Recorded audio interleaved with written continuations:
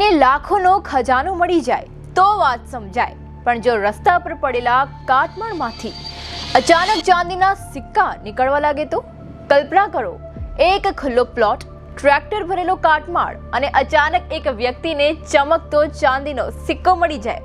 બસ પછી શું? થોડી જ મિનિટોમાં વાત આખા વિસ્તારમાં આગની જેમ ફેલાઈ ગઈ. લોકો હાથમાં થેલીઓ, કોદાળી અને આશા લઈને કાટમાળમાં ખોદવા પહોંચી ગયા અને આખો વિસ્તાર બની ગયો જાણે ખજાના શોધનું મેદાન.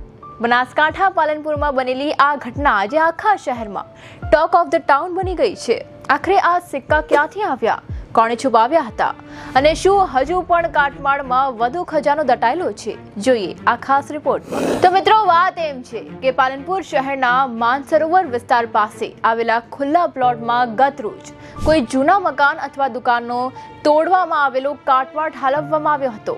શરૂઆતમાં બધું સામાન્ય લાગતું હતું, પરંતુ કાટમાળમાંથી એકાદ વ્યક્તિને ચાંદીનો સિક્કો મળતા જ સમગ્ર ઘટનાએ ફિલ્મી વળાંક લીધો. કાટમાળમાં ચાંદીના સિક્કા છે, આ વાત સોશિયલ મીડિયા પર ફોન કોલ અને મોઢે એટલી ઝડપથી ફેલાઈ ગઈ કે થોડા જ સમયમાં લોકો મોટી સંખ્યામાં અહીં ઉમટી પડ્યા હતા. કોઈ હાથથી કાટમાળ ખોદી રહ્યા હતા તો કોઈ લાકડા અને સળિયાની મદદથી સિક્કા શોધી રહ્યા હતા. બાળકો હોય કે યુવાનો, મહિલાઓ હોય કે વૃદ્ધો, દરેકની નજર માત્ર એક જ વસ્તુ પર હતી, ક્યાંક મને પણ ચાંદીનો સિક્કો મળી જાય. કેટલાક લોકોને તો ખરેખર ચાંદીના સિક્કા મળ્યાનો દાવો પણ કર્યો છે, જેના કારણે લોકોનો ઉત્સાહ અનેક ગણો વધી ગયો. થોડી જ વારમાં આખો વિસ્તાર જાણે ખજાનાની શોધ માટેના અભિયાનમાં ફેરવાઈ ગયો. હવે સૌથી મોટો સવાલ એ છે કે આ ચાંદીના સિક્કા આખરે ક્યાંથી આવ્યા? શું આ કોઈ વર્ષો જૂના મકાનના પાયામાં સંતાડવામાં આવેલા સિક્કા હતા કે પછી શું કોઈ વેપારીએ વર્ષો પહેલા પોતાની બચત દિવાલમાં કે જમીનમાં છુપાવી હતી?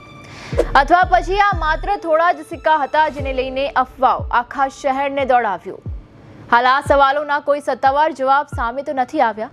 આ સમગ્ર ઘટનાએ પાલનપુરમાં ભારે કુતૂહલ જગાવ્યું છે.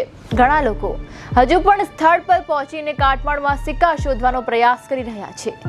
સોશિયલ મીડિયા પર પણ આ ઘટના વિડીયો ઝડપથી વાયરલ થઈ રહ્યા છે અને લોકો અલગ અલગ અટકળો લગાવી રહ્યા છે. કેટલાક લોકો તેને નસીબનો ખેલ કહી રહ્યા છે તો કેટલાક તેને રહસ્યમય ઘટના ગણાવી રહ્યા છે.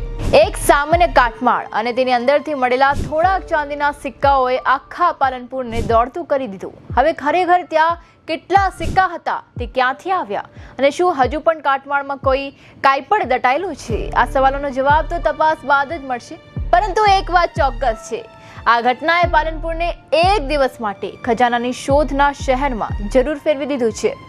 પેલા આ વિશે આપનું શું કહેવું છે? શું તમે પણ પાલનપુર પહોંચી ગયા છો? શું તમે પણ ચાંદીના સિક્કાના શોધમાં નીકળી ગયા છો? જે પણ હોય કોમેન્ટ્સમાં જણાવજો. પેલા આવી જ અપડેટ્સ માટે આપ જોતા રહો પ્રદેશ 24 ગુજરાતી. નમસ્કાર.